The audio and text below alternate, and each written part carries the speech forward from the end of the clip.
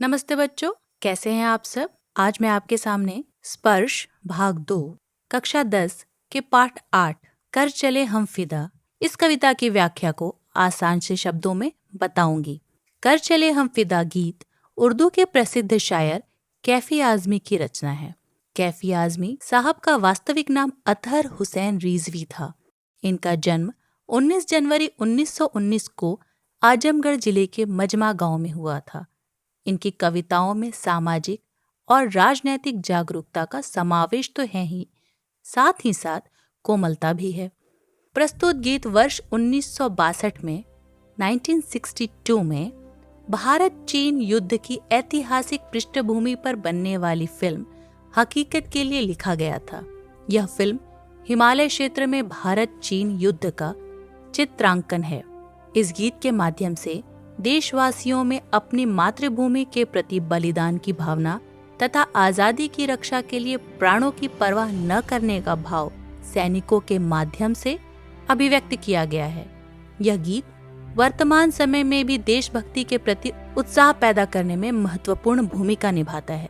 आइए अब इस गीत के भावों को हम समझते हैं। कर चले हम फिदा जानो तन साथियों, अब तुम्हारे हवाले वतन साथियों। सांस थमती गई, नब्ज जमती गई, फिर भी बढ़ते कदम को न रुकने दिया। कट गए सर हमारे कुछ गम नहीं, सर हिमालय का हमने न झुकने दिया। मरते मरते रहा बाकपन साथियों, अब तुम्हारे हवाले वतन साथियों। इन पंक्तियों के माध्यम से कवि ने भारत माता के सिपाही के विचारों को उजागर किया है कि वह क्या सोचता होगा। वह सिपाही जब मृत्यु उसके सामने खड़ी है, वो सिपाही मरते मरते भी देश और देशवासियों के बारे में विचार कर रहा है और देश के नवयुवकों को आह्वान करते हुए देश की रक्षा का भार वो उन नवयुवकों पर छोड़कर मृत्यु को गले लगा लेना चाहता है। वो बहादुर नौजवान सिपाही कहता है कि बर्फीली हवाओं में हमारी सांस थमती जा रही थी, नब्ज भी जम रही थी, फिर भी हम पहाड़ों पर चट्टानों की तरह डटे रहे और विद्रोहियों के नापाक कदम को हमारी धरती पर आने नहीं दिया। यदि हमारे सर कट भी जाएं या वतन की रक्षा करते करते हम शहीद भी हो जाएं, फिर भी कोई गम नहीं। हमें हमेशा इस बात का गर्व रहेगा कि हमने हमारे देश की शान भारत माँ के मुकुट इस हिमालय को झुकने ना दिया। अब यह वतन तुम्हारे हवाले करके हम इस देश की आन बान और शान बचाने का और बनने का मौका तुम्हें दिए जा रहे हैं। मरते दम तक हमने तो हार नहीं मानी और अपने आखिरी सांस तक देश के लिए हम लड़ते रहे। अब हम बलिदान देकर जा रहे हैं, ऐसा सोचते हुए और जानते हुए कि हमारे बाद तुम देश की रक्षा का भार उठाओगे। अब यह देश तुम्हारे हवाले। जिंदा रहने के मौसम बहुत है मगर जान देने की रुत रोज आती नहीं।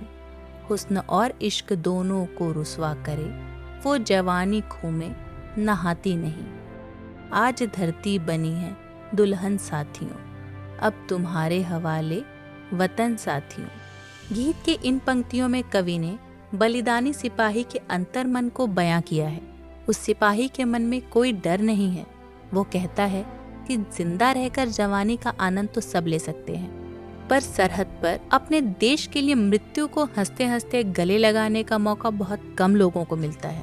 जो जवानी लहू से नहाती नहीं, वही हुस्न और इश्क को रुसवा करती है। धरती पूर्ण रूप से दुल्हन की तरह सजी धजी हुई है। यह हमारे शौर्य की गाथा गा रही है।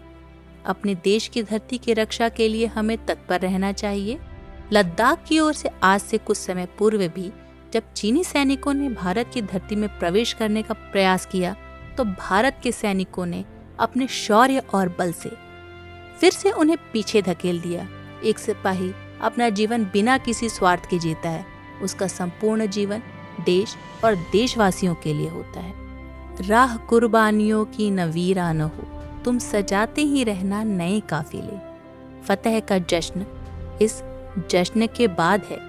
जिंदगी मौत से मिल रही है गले, बांध लो अपने सर से कफन साथियों, अब तुम्हारे हवाले वतन साथियों। गीत की इन पंक्तियों के माध्यम से कवि एक कुर्बान सिपाही के आंतरिक मनोभावों को उद्धृत करते हुए कहते हैं कि देश के लिए बलिदानी का क्रम रुकना नहीं चाहिए। जब तक इस धरती से दुश्मनों को हटा नहीं देंगे तब तक कुर्बानियों का सिलसिला चलते रहना चाहिए, क्योंकि शहादत के बाद ही जश्न मनाने का मौका मिलता है। बलिदानी सिपाही देश के नौजवानों को प्रेरित और उत्साहित करते हुए उन्हें भी देश के लिए बलिदानी बनने को कह रहे हैं और उन्हें शहादत के जश्न में डूबने को कह रहे हैं। आज भी हमारे भारत का स्वर्ग कहे जाने वाले कश्मीर में रोज कहीं न कहीं से आतंकवादी आ जाते हैं। उनके नापाक इरादों को पूरा होने से पहले ही हमारे देश के फौजी जवान भले ही मृत्यु को गले लगा लें, पर अपनी मृत्यु की परवाह और अपने परिवार की परवाह करने से पहले अपने देशवासियों की परवाह करते हैं। वो उनके लिए लड़ते हैं और उनके लिए मरते हैं। आज भी रोज कोई न कोई शहादत का स्वर सुनाई दे ही देता है हमें। न जाने हमारे वीर सैनिक के इस शहादत का क्रम कब थमेगा। खींच दो अपने खूं से जमी पर लकीर, इस तरफ आने न पाए न रावण कोई।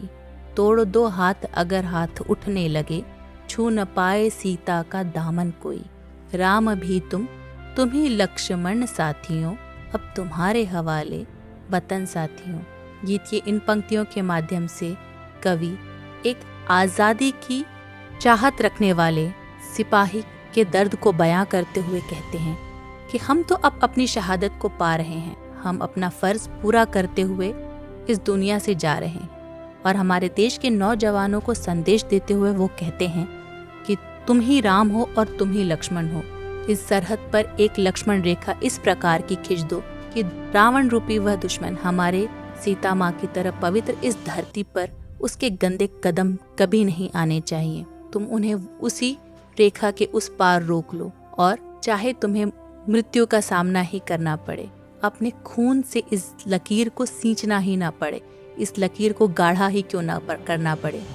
यह वतन अब तुम्हारे हवाले है। हम मृत्यु को हंसते हुए गले लगा रहे हैं। इस सीता माँ की तरह पवित्र अपनी इस धरती को तुम्हारे हवाले करते हुए हम जा रहे हैं, और हमें भरोसा है कि तुम भी अपने फर्ज को बहुत ही अच्छे से पूरा करोगे। सैनिकों को अपने किए पर नाज है, और इसी के साथ उन्हें अपने देशवासियों से भी अपेक्षाएं हैं, और वो देशवासी और कोई नहीं, हम और आप ही हैं। क्या ये फर्ज सिर्फ एक फौजी जवान का ही है कि वो देश की रक्षा के लिए सरहद पर लड़े? क्या हमारा यह फर्ज नहीं कि हम अपने देश के अंदर के भी दुश्मनों से लड़ें? अपने देश को उन्नति की ओर आगे बढ़ाना ये हमारा भी फर्ज है। यह फर्ज हमें पूरा करना होगा। अपने स्वार्थ को दूर रखकर सिर्फ अपने बारे में न सोचते हुए अपने देश और देशवासियों सबके बारे में हमें सोचना होगा। आशा है आपको यह पाठ अच्छे से समझ में आ गया होगा। इस पाठ से जुड़े आपके कोई भी प्रश्न हो आप कमेंट बॉक्स में मुझसे पूछ सकते हैं, और मेरे चैनल को लाइक और सब्सक्राइब जरूर कीजिए।